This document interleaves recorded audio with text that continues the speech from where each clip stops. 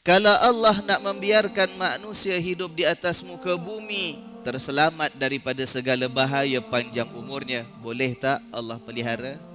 Tetapi kalau Allah buat keputusan untuk menggantikan manusia ini sampai ajalnya pergi tanpa disangka-sangka, tetap akan berlaku tak? Tidak ada siapa yang mampu menghalangnya. Dalam suasana aman, damai, kalau tiba-tiba Allah nak gegarkan penghuni sesuatu tempat di atas muka bumi dengan gempa, Allah mampu tak? Allah mampu.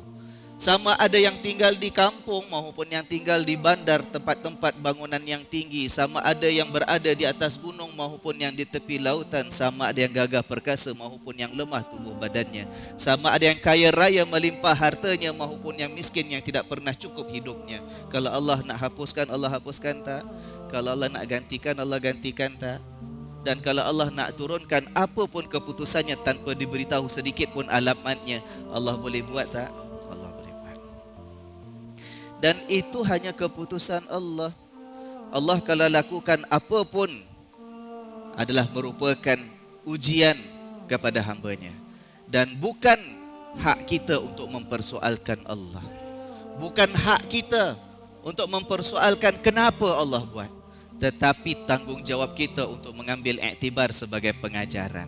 Sebab itu tuan-tuan, kita doakan mudah-mudahan Allah pelihara mereka yang ditimpakan dengan musibah sebagai ujian daripada Tuhan, di mana saja pun mereka berada, sama ada yang di Sulawesi dengan gempa semalam, dengan tsunami, ataupun di mana sahaja. Mudah-mudahan yang dipelihara oleh Allah terus mendapat perlindungannya. Tetapi yang memang Allah tentukan kembali ke rahmatullah, Allah gantikan dengan kehidupan yang lebih baik daripada kehidupan di atas muka bumi ini. Mudah-mudahan yang ditinggalkan oleh suami dipelihara Allah dengan ketetapan iman di dalam hati isteri-isterinya. Begitu yang kehilangan isteri juga digantikan dengan kehidupan yang lebih baik oleh Allah. Yang menjadi anak-anak yatim kerana kehilangan ibu bapanya dipelihara oleh Allah. Yang kehilangan anak juga akan digantikan oleh Allah, kalau tidak di dunia, digantikan dengan keindahan di dalam syurga.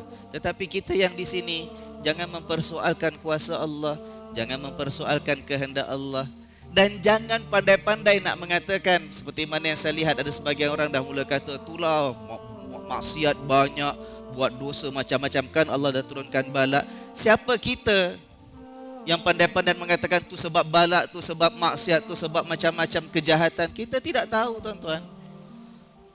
Kalau kita kata bila ada musibah sahaja itu tandanya balak musibah kerana banyak maksiat dah kita lakukan sampai Allah turunkan ujian ke atas kita, apakah kita nak mengatakan bahawa Rasulullah sallallahu alaihi wasallam bila diuji demi diuji sepanjang hidupnya baginda sallallahu alaihi wasallam kerana baginda banyak buat maksiat ke? Rasulullah diuji tak oleh Allah? Diuji sejak sebelum kelahiran baginda lagi. Dilahirkan dalam keadaan ayahnya tidak ada. Wow, itulah keturunannya keturunan jahat. Tak ada orang cakap macam gitu tuan-tuan sallallahu alaihi wasallam. Nabi dibesarkan sebagai anak yatim, baru umur 6 tahun, datang lagi musibah dan ujian daripada Allah, ibunya meninggal. 8 tahun datuknya meninggal, dijaga oleh pakciknya. Banyak-banyak pakcik yang lain yang jaga. Pakciknya Abu Talib. Abu Talib bukan seorang yang mewah, bukan seorang yang banyak harta. Anak Abu Talib sendiri ramai. Nabi tak pernah mengajar mengatakan kalau ada sesuatu ujian yang datang menimpa kita itu kerana Allah murka kita banyak maksiat. Kenapa pula kita pandai-pandai menuduh yang dulu waktu di Aceh pun begitu juga? Wah, ini sebab di Aceh banyak maksiat, banyak. La haula wala quwata illa billah. Siapa kita nak menghukum orang lain? Dan orang yang paling banyak diuji oleh Allah ialah siapa tuan-tuan? Orang yang paling dikasihi dan dicintainya, ya kan? Orang yang paling berat diuji oleh Allah ialah al-anbiya war rusul, kemudian yang datang selepas mereka yang derajatnya tinggi, kemudian yang rendah selepas itu, selepas yang rendah selepas itu. Makin tinggi darjat di sisi Allah, makin banyak ujian yang ditentukan oleh Allah. Kita jaga lidah kita, bersihkan hati kita.